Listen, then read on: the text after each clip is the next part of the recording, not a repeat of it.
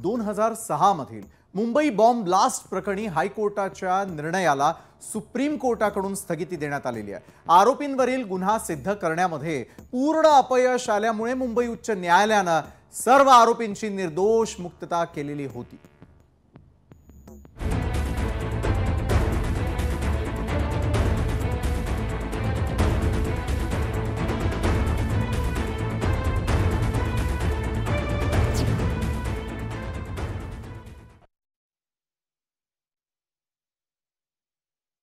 मुंबईच्या लोकल ट्रेनमध्ये झालेल्या साखळी बॉम्ब स्फोटात शेकडो जणांचा मृत्यू झाला। या गुन्ह्यामध्ये एटीएसने 12 आरोपींविरुद्ध पुरावे सादर केलेले होते। 2015 मध्ये विशेष मकोका न्यायालयाने 5 आरोपींना मृत्यूदंड आणि 7 जणांना जन्मठेप दिली होती। मात्र 21 जुलैला मुंबई उच्च न्यायालयाने सर्व 12 आरोपींना सबळ पुराव्यांअभावी आणि तपासातील त्रुटींच्या कारणाने निर्दोष मुक्त केलं। आरोपींनी गुन्हा केला आहे हे पटवून देण्यात पोलीस आणि तपास यंत्रणा पूर्णपणे अपयशी ठरल्याचं न्यायाधीशांनी म्हटलेलं होतं। तसंच साक्षीदारांच्या आणि ओळख परेडीच्या विश्वासार्हतेवरही संशय व्यक्त झाला। उच्च न्यायालयाच्या या निर्णयाला राज्य सरकारने थेट सर्वोच्च न्यायालयामध्ये आव्हान दिलं होतं आणि त्यानंतर सर्वोच्च न्यायालयाने उच्च न्यायालयाच्या निर्णयाला स्थगिती दिली। म्हणजे निर्दोष घोषित झालेले आरोपी सध्या बाहेर राहू शकतात। सर्वोच्च न्यायालयाच्या या निर्णयानंतर सर्व आरोपींना नोटीस बजावण्यात आलेली आहे। काही निरीक्षणांमुळे इतर खटल्यांवरती परिणाम होऊ नये म्हणून ही स्थगिती फक्त कायद्याच्या मुद्द्यापुरती असणार असल्याचं सर्वोच्च न्यायालयाने स्पष्ट केलं। दरम्यान या प्रकरणामध्ये अंतिम निर्णय होणं हे अजूनही बाकीच आहे। आता पुढे काय होणार आणि कशा पद्धतीने हा खटला पुढे चालणार, त्याचसोबत सुप्रीम कोर्टाचा निकाल काय असू शकतो याबाबत जाणून घेण्यासाठी आपल्या सोबत आहेत कायदे तज्ञ ॲडव्होकेट प्रदीप घरत। प्रदीप सर, खूप खूप स्वागत आपलं या चर्चा सत्रामध्ये। मात्र जे निर्णय आता घेण्यात आलेले होते त्या निर्णयांची अपेक्षा आता सुप्रीम कोर्टाकडून आहे, कारण घडल्या प्रकारावरती अनेक प्रकारच्या चर्चा घडल्या। मात्र पुढचा अंक काय हा आम्हाला समजून घ्यायचा आहे।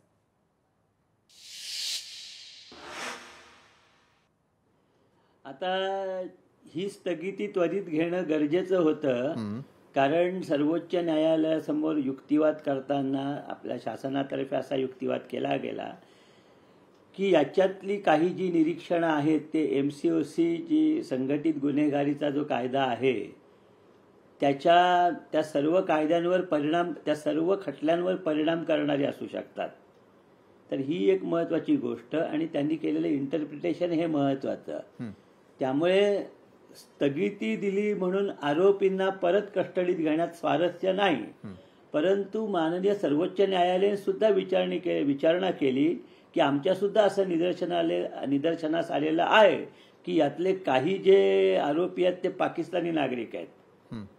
त्यामुळे या सर्व गोष्टींचा सकल विचार करून सर्वोच्च न्यायालयाने स्थगिती दिलेली आहे। आणि विशेष म्हणजे ह्यातला जो निकाल आहे माननीय उच्च न्यायालयाचा, त्याचा दाखला सध्या जोपर्यंत ह्याचा निर्णय लागत नाही तोपर्यंत तो दाखला कोणत्याही केसमध्ये देता येणार नाही। ही फार महत्त्वाची गोष्ट माननीय सर्वोच्च न्यायालयाने केलेली आहे। बरोबर आहे प्रदीप सर। मात्र यातली एक मला तांत्रिक बाब समजून घ्यायची, ती म्हणजे की एका बाजूला सर्वोच्च न्यायालयाने उच्च न्यायालयाच्या निर्णयालाच स्थगिती दिली आहे। ही स्थगिती देणं किती अत्यावश्यक होतं, त्याचबरोबर ही केस आणि त्या संदर्भातला निकाल ज्यावेळेला सगळ्यांसमोर आला अनेक गोष्टी धक्कादायक वाटल्या। त्या म्हणजे की सबळ पुराव्यांअभावी, त्याचबरोबर जी निर्णय प्रक्रिया होती त्यामध्ये एक महत्त्वाचा निर्णय होता ते म्हणजे ओळख परेड। या दोन्ही गोष्टींवरती आता संशय जो व्यक्त होऊ लागलेला आहे तो या पुढच्या काळात होऊ नये यासाठी नेमकं काय करायला हवं? नाही, या ज्या गोष्टी आहेत त्या दोन गोष्टी महत्त्वाच्या असतात की ज्या वेळेला एखादा डोळस साक्षीदार म्हणजे आय विटनेस असं म्हणतो की मी त्या माणसांना पाहिलेलं आहे, म्हणजे हा प्रश्न त्या आरोपी जर अनोळखी असतील तर येतो, पाहिलेला आहे तर त्यांना तेव्हाच विचारलं जातं की तुम्ही त्यांना ओळखू शकाल का। म्हणून ज्या वेळेला ते आरोपी सापडतात ते आता त्यांची ओळख परेड ही तुरुंगामध्ये घेतली जाते, बरं, त्यात इम्पार्शालिटी दाखवण्यासाठी। आणि म्हणून असा नियम आहे की असा सेटल लॉ आहे की आरोपी सापडल्यानंतर त्यांची लवकरात लवकर किंवा लगेच सगळ्यात पहिली ओळख परेड घेतली पाहिजे. कारण एकदा त्यांची ओळख म्हणजे खात्री झाल्यानंतर ओळखीची, मगच त्याच्यात पुढे तपास करणं संयुक्तिक आहे. त्यामुळे ओळख परेडला या दृष्टीने महत्व आहे. आणि ओळख परेडसाठी जे हायकोर्ट मॅन्युअल आहे त्याच्यामध्ये काय काय काळजी घेतली पाहिजे, काय काय खबरदारी घेतली पाहिजे, या सगळ्या गोष्टी स्पष्टपणे सांगितलेल्या आहेत. कशा प्रकारे तो ओळख परेड मेमो लिहिला पाहिजे हे देखील सांगितलेलं आहे. त्यामुळे जे तहसीलदार किंवा जे स्पेशल एक्झिक्युटिव्ह मॅजिस्ट्रेट्स असतात ते ज्या वेळेला ओळख परेड घेतात ती त्यांनी त्याच ढाच्यामध्ये त्याची नोंद केली पाहिजे. आणि जी खबरदारी घ्यावी लागते म्हणजे जे डमी आरोपी असतात त्यांना उभं करायला ते त्यांचं वर्णन कसं पाहिजे, इतर काय काळजी घेतली पाहिजे, या सगळ्या गोष्टी त्यांनी केल्याच पाहिजे. बऱ्याचदा असं होतं की हे तहसीलदार वगैरे सांगतात की आम्हाला एक फॉर्मॅट दिलेला आहे, आम्ही त्या फॉर्मॅटमध्ये तो परेड मेमो लिहितो, पण ते चुकीचं आहे. त्यांना जो माननीय उच्च न्यायालयाचा हायकोर्ट मॅन्युअलमध्ये जो फॉर्मॅट आहे त्याच फॉर्मॅटमध्ये ते सगळ्या नोंदी करायला लागतात. त्यामुळे ओळख परेड म्हणजे आरोपीची ओळख निश्चित होणं ही सगळ्यात मोठी आणि महत्वाची पायरी आहे. त्याच्यासाठी योग्य ती खबरदारी ही घेतली गेली पाहिजेच. बरोबर आहे. सर्वोच्च न्यायालयाच्या या संपूर्ण निर्णयानंतर त्यांनी दिलेल्या स्थगितीनंतर मात्र या सर्व आरोपींना नोटीस बजावण्यात आलेली आहे. याविषयी नेमकं काय वाटतं हे जाणून घेणार आहोत. मुस्लिम मंचचे अध्यक्ष अंजुम इनामदार यांच्याकडून देखील जोडले गेलेले आपलं स्वागत. आत्ता आपण जी चर्चा करतोय ती आहे खरं तर एका बाजूला घेतलेल्या निर्णयाची आणि त्याला दिलेली स्थगिती आणि त्यानंतर बजावण्यात आलेली नोटीस. मुस्लिम मंचचे अध्यक्ष अंजुम इनामदार, मी आपल्याकडे येईल. अंजुमजी, यापूर्वीच अटकेत असलेले जे आरोपी म्हणून पाहिले जात होते त्यांची निर्दोष झालेली मुक्तता, त्यांना बजावण्यात आलेली नोटीस, म्हणजे एकंदरीतच न्यायालयीन प्रक्रिया असेल, तपास यंत्रणा असतील, या सगळ्या घडामोडी झाल्यानंतर पुन्हा एकदा तपासाची आवश्यकता आहे हे जर सर्वोच्च न्यायालयाला वाटत असेल आणि तितक्या वेळेत या सर्व व्यक्तींचा गेलेला जो कालावधी किंवा आयुष्यातील जो कालखंड कमी झालेला आहे, ज्याच्यात त्यांना काहीच करता आलं नाही आणि त्यानंतर आलेलं निर्दोषत्व मात्र पूर्णपणे अजूनही निर्दोषत्व नसणं, या सगळ्या डायलेमामध्ये ते असतील. तुमचं मत मला या संदर्भातलं जाणून घ्यायचं आहे. अंजुम इनामदार. यामध्ये महत्वाचा असा विषय आहे की पुन्हा तपासाचा काय मुद्दा याच्यामध्ये येणार नाही. काही निरीक्षणे त्यांनी यामध्ये नोंदवलेले आहे. ज्या पद्धतीने मुंबई उच्च न्यायालयामध्ये हा खटला चालू असताना 3 महत्वाची गोष्ट यामधून पुढे आलेली आहे.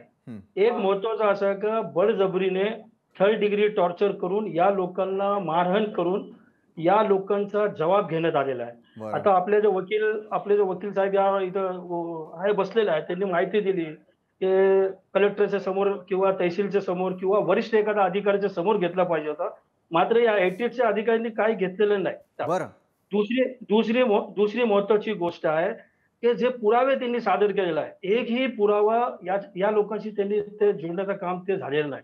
म्हणजे जे पुरावे सादर केलेले आहेत ते पूर्णपणे खोटे असून त्यांनी हे सिद्ध झालेलं आहे. महत्वाची बाब अशी आहे की कोर्टाने ही गोष्ट मान्य केलेली आहे की या लोकांना 3rd डिग्री टॉर्चर करून 161 प्रमाणे या लोकांचा साक्ष घेतलेला.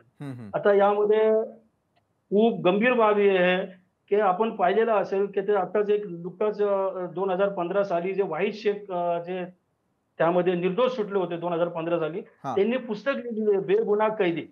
तर त्यामध्ये त्यांनी माहिती दिली की 3rd डिग्री टॉर्चर कशा पद्धतीने ते करतात, कशाचा ते वापर करतात. अक्षरशः ते इतक्या खालच्या लेवलला असतो की त्याला आता मी आपल्या चॅनलच्या समोर त्याचा उल्लेखही करू शकत नाही. तर ते अशा पद्धतीने त्यांनी जबाब घेऊन ते साक्ष त्यांनी तिथं मांडण्याचं काम केलेलं आहे. आणि खोटं जे आहे ते शेवटी खोटंच असतो, म्हणून ते टिकला नाही. आपण पाहिलेलं असेल की 2000 त्यांना 6 रोजी अटक केल्यानंतर हे सर्व आरोपी म्हणजे जे लोक एकमेकांना कधीही ते ओळखत नव्हते, एक झारखंडला राहणार आहे, एक बिहारचा राहणार आहे, मुंबईतील 2 आहे, एक पुण्याचा आहे आणि मला वाटतं एक कदाचित नागपूरचा असं काय, एक नांदेडचं एक असं काहीतरी आहे. तर एकमेकांशी कुणाची ओळख नसताना फक्त संशयावर या लोकांना आणलेलं आहे. त्यांना अटक करून त्यांना 3rd डिग्री टॉर्चर करून आणि कबुली जबाबच्या आधारावर ते सर्व पुढे गेलेलं आहे. मला असं वाटतं की त्या टायमाला असलेल्या जे वरिष्ठ अधिकारी होते KP रघुवंशी साहेब यांनी त्यांना गांभीर्याने घेतलेलं नाही. बरं. आणि त्या काळी होत होता. आम्ही सुद्धा त्या काळी 2006 साली आरोप करत होतो की तुमची जे कार्यची पद्धत आहे ते फक्त एक टार्गेट करून मुस्लिमांना तुम्ही अटक करता. बरं. वास्तविक पाहता देशामध्ये झालेल्या बॉम्बस्फोटामध्ये अनेक कडवे दहशतवादी संघटना, हिंदुत्ववादी संघटना त्यांचा हात असू शकतो. मात्र त्या दिशेने त्यांनी तपास केलेला नाही. 4, 8, 10, 12 काय मुसलमानांना त्यांनी अटक करून आणली बरं. आणि सांगितलं 2006च्या ब्लास्टमध्ये या लोकांचा साथ आहे. बरोबर तर आहे हे अंजुमजी, तुम्ही एका बाजूला तपास यंत्रणा आणि तपास करण्यात आलेली जी त्रुटी होती त्यावरती बोट ठेवण्याचा प्रयत्न करताय. खरं तर वेळ आपली संपत आलेली आहे, मात्र जाता जाता ॲडव्होकेट प्रदीप घरत सर मला आपल्याला विचारायचं आहे. प्रदीप सर, जसं अंजुम इनामदार यांचं म्हणणं आहे की तपास कुठेतरी चुकीच्या दिशेनं झालेला होता का, जे निर्दोष आहेत हे इतक्या वर्षांनंतर कळतं, मग या संपूर्ण प्रकरणातील मूळ दोषी कोण हे कायदा कसं शोधून काढणार? हे बघा, ज्या वेळेला न्यायालयासमोर केस येते खटला चालण्यासाठी, त्यावेळेला न्यायालयासमोर कागदपत्र असतात. हां. कोणत्याही केसमध्ये त्यात पकडलेले आरोपी असतात. त्यामुळे न्यायालयाने त्या आरोपींविरुद्ध कागदपत्रांमधना कितपत केस दिसते, कितपत त्यांचा सहभाग दिसतो, या गोष्टीचा विचार करून त्या गुन्ह्याची दखल घ्यायची असते. त्यानंतर ज्या वेळेला साक्षीदारांची तपासणी सुरू होते, आरोप निश्चिती झाल्यानंतर, त्यावेळेला आरोपीचे जे वकील असतात त्यांना साक्षीदारांची उलट तपासणी करण्याची संधी असते. कारण साक्षीदार जे साक्षीत जर सपोर्ट करत असतील फिर्यादी पक्षाला, तर त्याचा खंडन करण्याचा एक अधिकार त्यांना दिलेला असतो. कारण आपल्या याचं तत्व असं आहे की गुन्हे जे आहेत ते संशयातीत साबित झाली पाहिजेत आणि जो बचाव आहे तो संभवतः ते हे दाखवू शकतात की या गोष्टी पण संभव आहेत. त्यामुळे संभव जर वरचढ होत असतील तर तो जो पुरावा आहे तो बाजूला ठेवता येतो. परंतु पुरावा जर सबळ असेल तर तो ह्या प्रक्रियेतून, म्हणजे साक्षीदाराची तपासणी, उलट तपासणी याच्यातनं गेल्यानंतर सुद्धा जर तो शाबूत राहिला तर तो आरोपीविरुद्ध पुरावा ग्राह्य धरला जातो. त्यामुळे जे काय खरं काय खोटं हे सगळं न्यायालयात ज्या वेळेला खटला चालतो त्यावेळेलाच ते निष्पन्न होतं. त्यात झालेली सरतपासणी फिर्यादी पक्षातर्फे आणि आरोपीच्या वकिलांनी, बचाव पक्षांनी केलेली उलट तपासणी, तर या दोन गोष्टींवर काय खरं आणि काय खोटं हे न्यायालय ठरवतं. बरोबर आहे. आणि न्यायालयाचा निर्णय काय येतो, न्यायालय नेमकं काय ठरवतं, यावरती आमचं देखील लक्ष अशाच प्रकारे असेल. तुर्तास धन्यवाद प्रदीप घरत सर आणि अंजुम इनामदारजी, आपण या चर्चासत्रामध्ये आमच्यासोबत जोडले गेलात. आजच्या न्यूज प्लॅनेटमध्ये आता वेळ झालेली आहे. इथेच थांबण्याची. ताज्या घडामोडींसाठी पाहायला विसरू नका लोकशाही मराठी.